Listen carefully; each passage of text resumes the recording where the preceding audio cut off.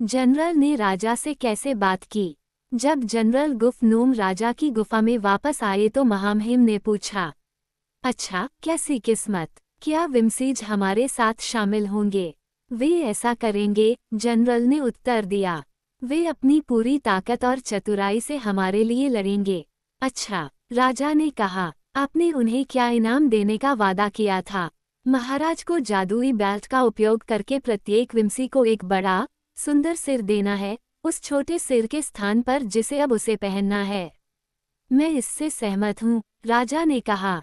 यह अच्छी खबर है, गुफ, और इससे मुझे ओज की विजय के बारे में और अधिक आश्वस्त महसूस होता है।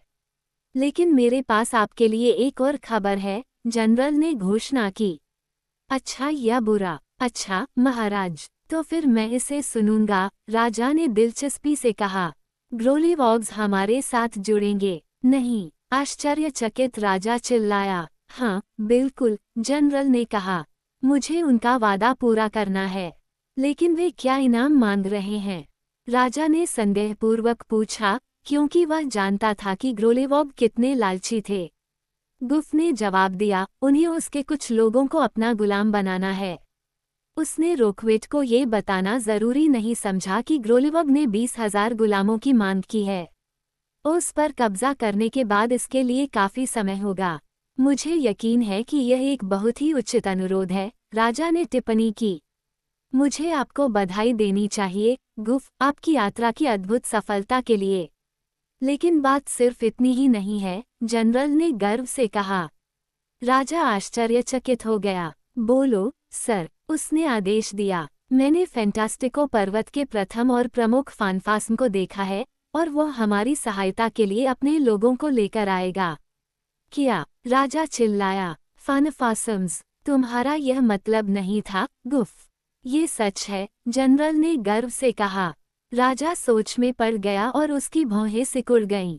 मुझे डर है, गुफ, उसने चिंतित होकर कहा, कि प्रथम और प्रमुख हमारे लिए उतना ही खतरनाक साबित हो सकता है जितना उस लोगों के लिए।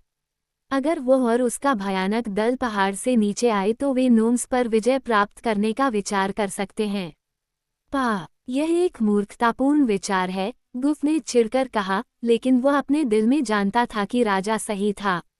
पहला और सबसे महत्वपूर्ण, मेरा एक खास दोस्त है, और हमें कोई नुकसान नहीं पहुंचाएगा। क्यों? जब मैं वहां था, तो उसने मुझे अपने घर में आमंत्रित किया था।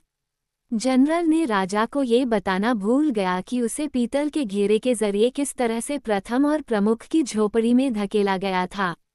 इसलिए रोकवेट द रेड ने अपने जनरल को प्रशंसा भरी नजरों से देखा और कहा, आप एक अद्भुत नोम हैं, गुफ। मुझे खेद है कि मैंने आपको पहले अपना जनरल नहीं बनाया। लेकिन प्रथम और प्रमुख ने क्या इनाम मांगा था? कुछ भी नहीं, गुफ ने उत्तर दिया।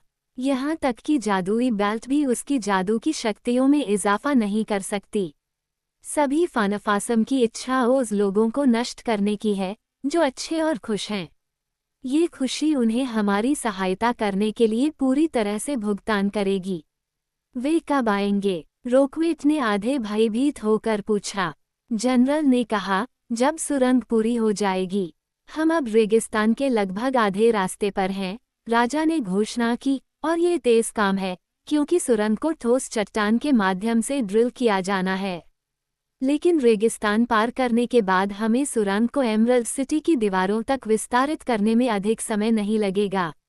ठीक है, जब भी आप तैयार हों, विमसीज, ग्रोलिवॉग्स और फानफासम्स हमारे साथ आ जाएंगे, गुफ ने कहा। इस प्रकार उसकी विजय बिना किसी संदेह के सुनिश्चित है।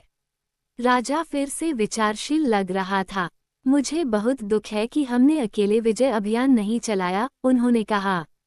ये सभी सहयोगी खतरनाक लोग हैं, और वे आपके द्वारा उनसे किए गए वादे से ज्यादा की मांग कर सकते हैं।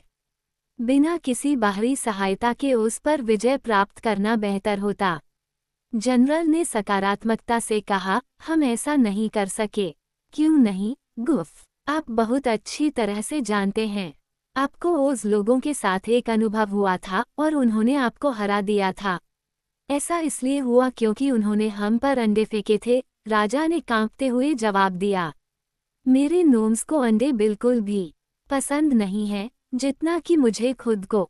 वे भूमिगत रहने वाले सभी लोगों के लिए जहर हैं। ये बात बिल्कुल सच है, गुफ ने सहमति जताई।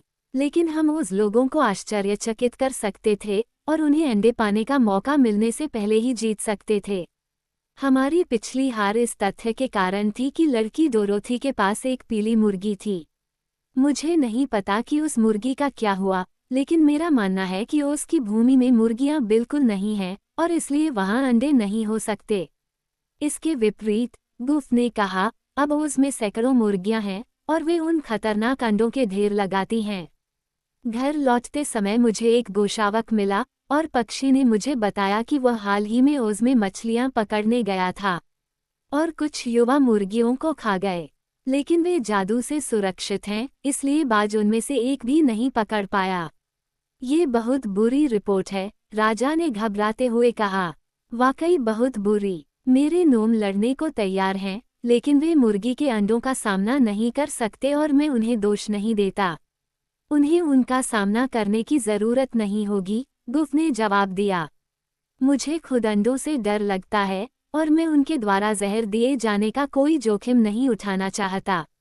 मेरी योजना पहले सुरंग के जरिए विम्सीज को भेजने की है और फिर ग्रोलेवॉग और फानाफाज्म को।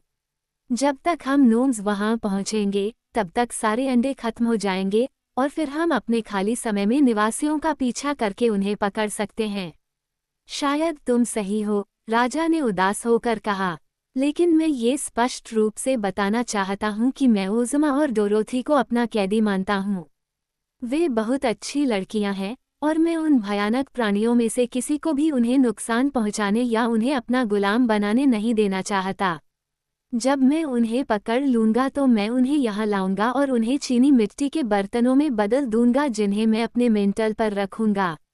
वे बहुत सुंदर लगेंगी। मेंटल के एक छोर पर डोरोथी और दूसरे छोर पर ओज़मा, और मैं इस बात का पूरा ध्यान रखूंगा कि जब नौकरानियां उन्हें धूल से साफ करेंगी तो वे टूटे न हों।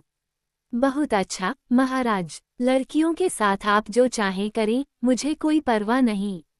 अब जब हमारी योजनाएं तय हो गई हैं और हमारे पास दुनिया की 3 सबसे शक्तिशाली दुष्ट आत्माओं के समूह हैं जो हमारी सहायता कर सकते हैं, तो हमें सुरंग को जल्द से जल्द पूरा करने की जल्दी करनी चाहिए।